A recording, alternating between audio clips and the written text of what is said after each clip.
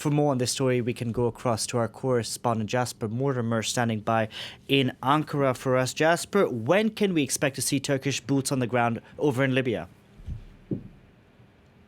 No date for deployment has been given, but clearly the Turkish government is in a rush. President Erdogan convened parliament 5 days earlier than scheduled because the Tripoli government is under threat. The rebel forces of General Hiftar are on the outskirts of the city, so he needs to support the Tripoli government before it falls. Another factor, I think, in Erdogan's thinking is that Russian President Vladimir Putin is scheduled to visit Istanbul on Wednesday next week, and he and Erdogan will undoubtedly talk about Libya as well as Syria. And I think Erdogan wants to get his Libyan preparations as far advanced as possible before he meets Putin. Jasper, why does Turkey want to do this?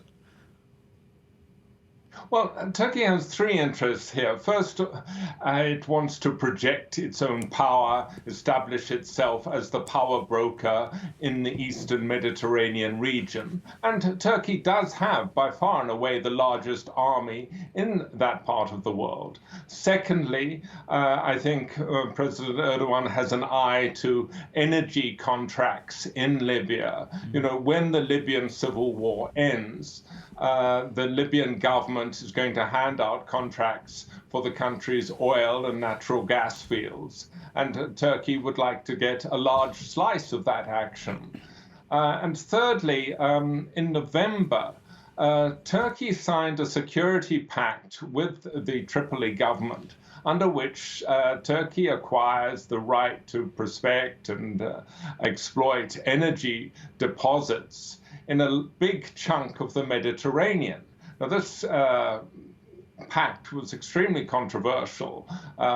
Greece and Cyprus protested that Libya had drawn the maritime borders far too generously. But Erdogan believes if he supports the Tripoli government militarily, Tripoli will support his interests, his maritime interests. However, all of this depends on the Tripoli government surviving. General Haftar has said that he doesn't recognize the security pact that the Tripoli government signed with Erdogan. So if the rebels win, Turkey won't get the energy contracts, and it won't get the right to exploit the minerals in that large piece of the Mediterranean.